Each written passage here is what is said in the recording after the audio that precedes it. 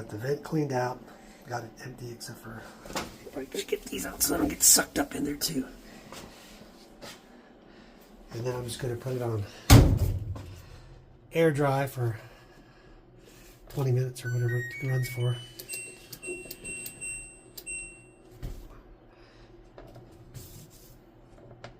And that'll start the airflow up out the drain, out the back of the dryer. And our vent is up on the roof, so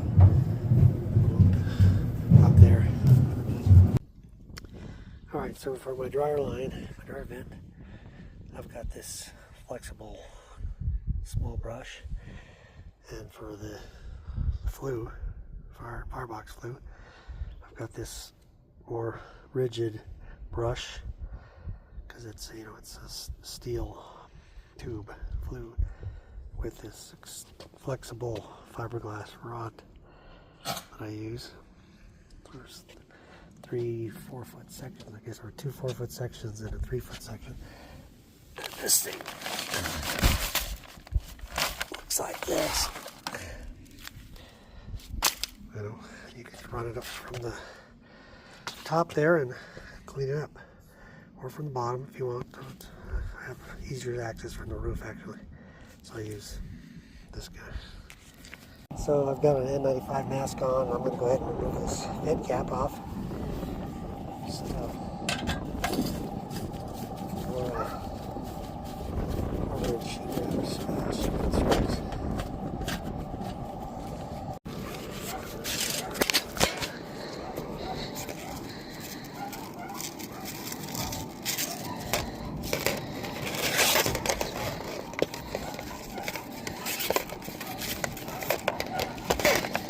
like I say, I've got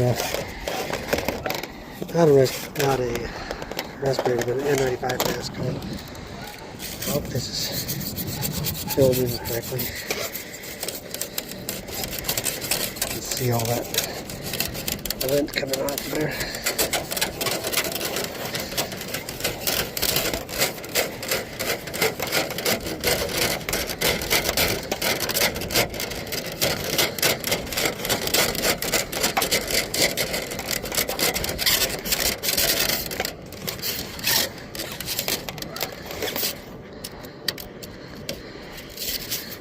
I cleaned this back in, I cleaned it in January and then I cleaned it again in April, so it shouldn't be too bad. We don't use it that much.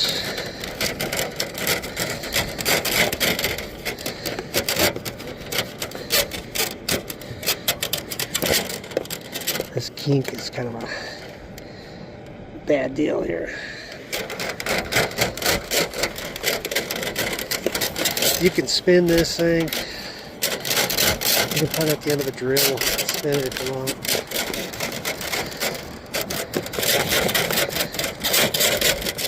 Not sure if I'm all the way down. Maybe I go a little further than that kink.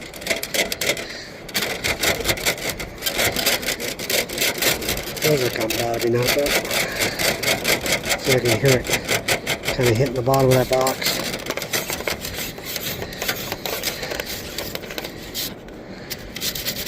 Not very much today, that's good.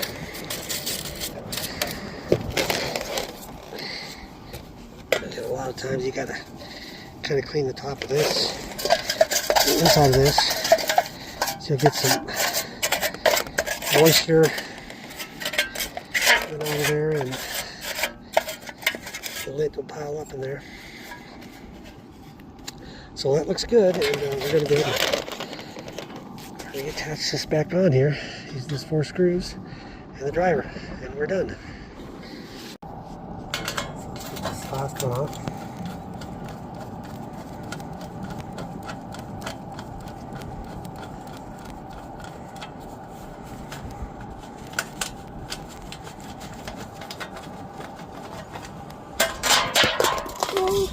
Don't drop that.